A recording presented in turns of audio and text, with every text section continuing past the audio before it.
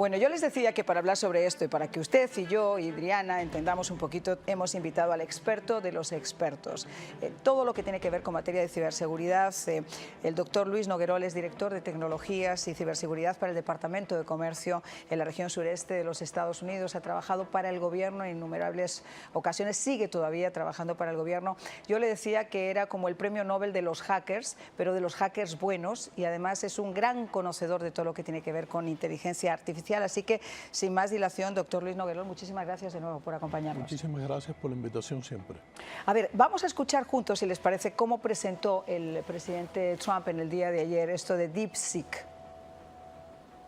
Today and over the last couple of days, I've been reading about China and some of the companies in China, one in particular, coming up with a faster method of AI and much less expensive method. And that's good, because you don't have to spend this much money. I view that as a positive, as an asset. So I really think if it's fact and if it's true, and nobody really knows if it is, but I view that as a positive because you'll be doing that too. So you won't be spending as much and you'll get the same result, hopefully. The release of DeepSeek AI from a Chinese company should be a wake-up call for our industries that we need to be laser focused on competing to win, because we have the greatest scientists in the world. Bueno, lo ha escuchado, profesor, es más barato, dice que es una ventaja, pero al mismo tiempo tenemos que estar cuidadosos de que no nos lleven la delantera y sobre todo qué pasa nuevamente con esos datos, ¿no? Definitivamente el tema de la inteligencia artificial se hace cada vez más interesante. La competencia entre naciones es más feroz. A medida que el tiempo pasa, yo sigo siendo el criterio que Estados Unidos sigue liderando el tema a nivel mundial. Eso no quiere decir que lo podamos hacer de manera permanente. Así que es importante que estemos atentos a qué hacen otros. Esta herramienta en particular a la que él se refiere es hasta este momento mucho más económica que la forma en la que nosotros hacemos inteligencia artificial, especialmente la que es de acceso público, ¿no? Así que el tema de los costos, el tema de la eficiencia, que es los algoritmos de inteligencia artificial o los sistemas basados en inteligencia artificial, básicamente intentan ser mejores desde el punto de vista de eficiencia y reducir costos. Y la cantidad de metadatos que se manejan a través de los algoritmos, de los sistemas de inteligencia artificial es extremadamente grande. Así que se va conformando una serie de aplicaciones que comienzan a dictar, y esto yo sé que antes no se hablaba de estos temas, se comienza a hablar de qué va a pasar en 5 o 10 años. Ajá. Yo soy optimista, pero todo en tecnología tiene aspectos positivos y negativos. La inteligencia artificial no es una excepción. A ver, yo soy, y siempre lo hago, y además me pongo como la boba de la película, porque hay muchas personas como yo que no somos duchas en la materia. La inteligencia artificial, cuando uno ve los avances a día de hoy que ya se han podido lograr, son absolutamente sorprendentes. Llevados, como dice usted, por una buena mente, por una buena mano, por una buena ejecución, pueden ser extremadamente positivos. Pero también guiados por una mente mala o con una intención mala, pueden ser extremadamente nocivos. Y para Estados Unidos me imagino que es muy importante que, además de celebrar los avances de China, Estados Unidos esté a la cabeza de esa carrera por la inteligencia artificial. De hecho, creo que fue hace como una semana el presidente anunció $500.000 para apoyar un proyecto, Stargate creo que se llamaba, ¿no? Sí, para apoyar la tecnología y la inteligencia artificial. Arabia Saudita se sumó con $600.000 más como aporte tecnológico. ¿Por qué es tan importante? La inteligencia, primero que todo, es necesario entender que somos tecnólogos dependientes. La necesidad de estar interconectados hoy nunca ocurrió antes y justamente se ha convertido en una necesidad por términos profesionales, por términos de conveniencia. Usted desde aquí puede, digamos, controlar qué pasa en la cocina de su casa con el aire acondicionado, y estas son cosas que, digamos, no son relevantes cuando las comparamos con otras, como por ejemplo los logros que se han obtenido de las mejoras en términos de tecnologías en sectores como la salud, que son extraordinarios, especialmente en algunos tipos de cáncer como el de mama y pulmón, lo que se obtiene hoy o cómo se conducen las guerras, y las guerras siempre son malas. las guerras siempre son malas, pero la manera en la que se conducen las guerras hoy ya no hay soldados es totalmente diferente. La industria del transporte se ha visto revolucionada de manera sustantiva, muchísimo más segura, pero como usted bien dijo, definitivamente todo en tecnología tiene aspectos positivos y negativos. La inteligencia artificial no es una excepción, y lo que estoy tratando de decir es que la inteligencia artificial o el uso de la inteligencia artificial en manos no buenas puede tener, digamos, resultados catastróficos. Yo sé que no es quizás apropiado el uso de estas palabras, pero es lo que puede ocurrir, y de hecho ya ocurre.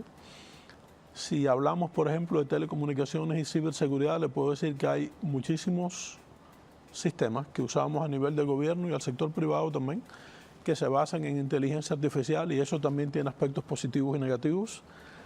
Hay también diferentes tipos de malware, digamos, para los que no son expertos, cosas malas que están pasando a nivel de tecnología que también se basan en el uso de la inteligencia artificial.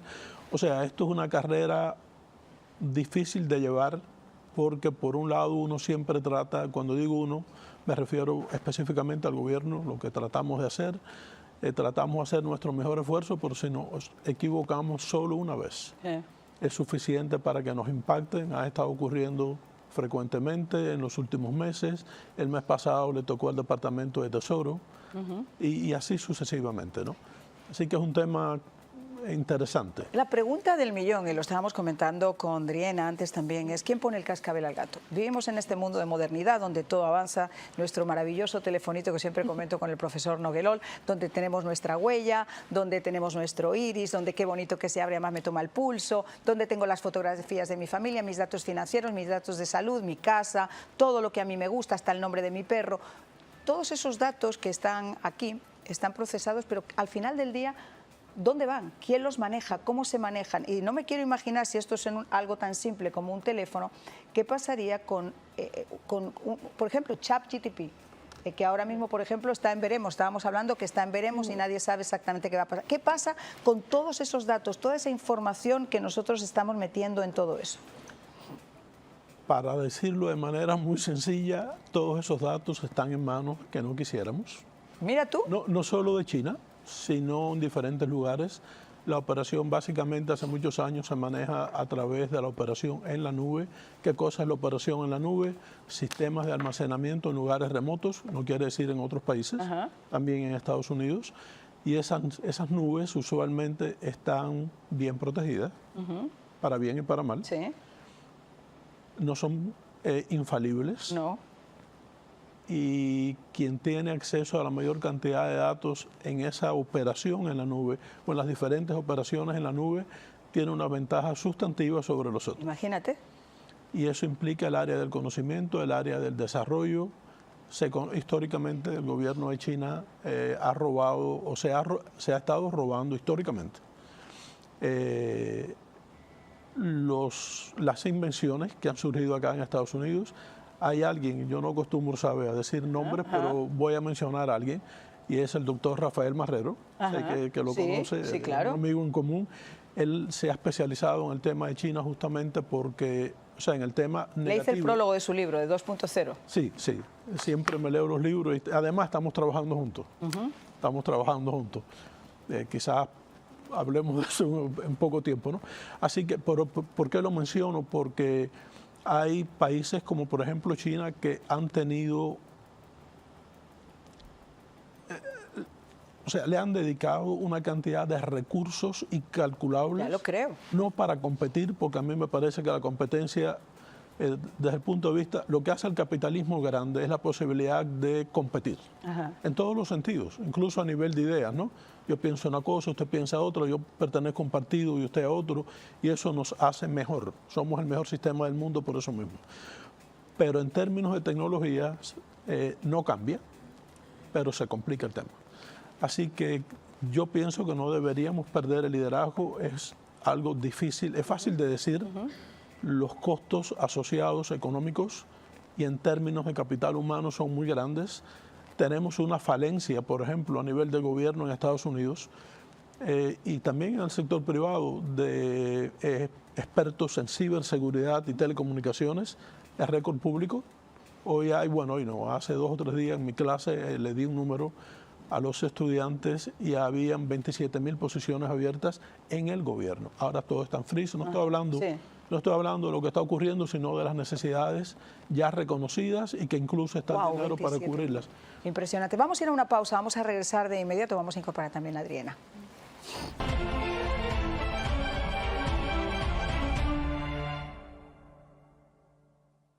Siente que el dolor está controlando su vida. En Univida Medical Centers ofrecemos una solución innovadora, la terapia de oxígeno hiperbárico. No siga con dolor. Antes de recurrir a inyecciones innecesarias o considerar una cirugía, descubra el poder de esta maravillosa terapia. Esta revolucionaria terapia hiperbárica acelera la recuperación, reduce el dolor y mejora la calidad de vida de manera natural y efectiva. Porque salud es vida. Univida.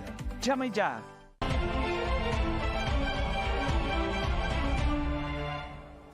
Bueno, pues este es nuestro último segmento. Yo me imagino que Adriana, después de estar escuchando al profesor, a lo mejor también le surge alguna duda. Sí, yo veo muchos paralelos a lo que decían cuando TikTok llegó al mercado de las redes sociales.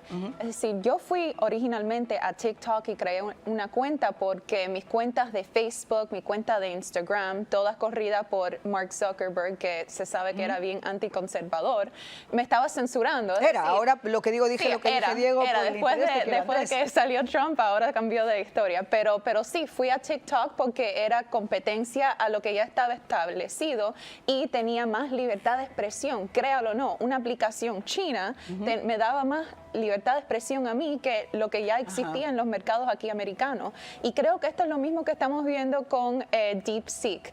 Yo era súper, es decir, estaba bien hesitante al usar a la aplicación de inteligencia artificial ChatGPT porque primero no creía demasiado en sus habilidades. Y aparte está limitada en el tiempo, hay ciertas cosas que le preguntas y está cargada hasta un momento. Sí, y solo hasta el otro día empecé a usarlo, me fue de lo más bien, me sorprendió, hasta que llegué a un tema. Iba a ir a otro programa y quería hacerle una pregunta sobre la CIA y por qué es que la CIA miente por vivir y que no podemos creer en lo que dice, en lo que nos está diciendo sobre la China. Y ChatGPT me dijo que no me tenía respuesta para eso. Así que ChatGPT, la aplicación de inteligencia artificial americana, me limitó.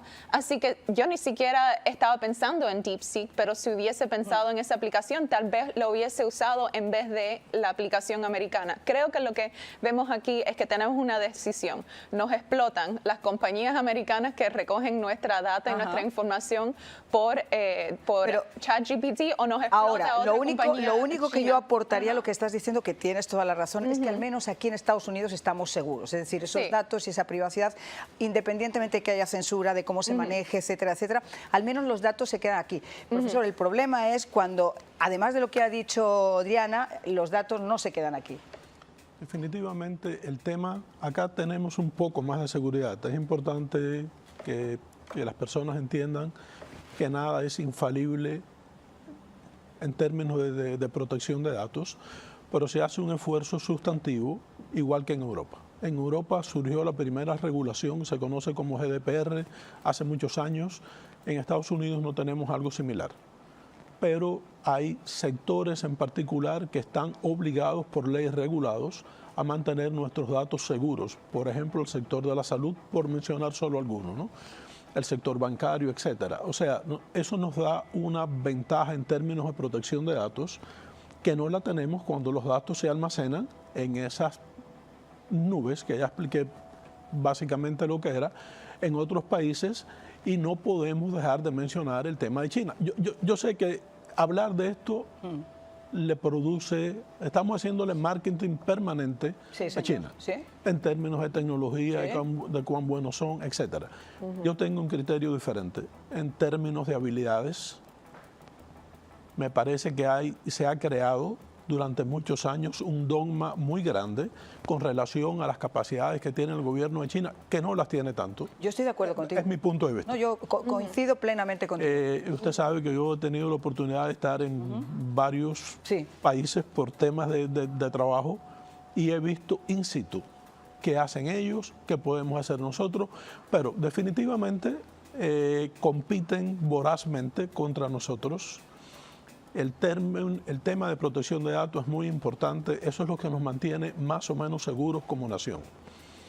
El descuidarlo es una pifia irreparable si ocurre algo con nuestros datos, y cuando digo datos hablo de datos de todo tipo. No quiero hablar de datos en particulares, pero datos de todo tipo. Lo que hace un país fuerte es el conocimiento y cómo lo maneja. Y el esfuerzo que invierte, no solo en términos económicos. Al final todo se traduce en dinero, pero en términos de desarrollo, ¿no? Y nosotros hacemos un esfuerzo muy grande a nivel de gobierno. Aplicaciones como el DeepSeek, que acaba de salir, sí. Es una aplicación relativamente nueva que minimiza los costos, como dijo Trump en su comparecencia el día de ayer.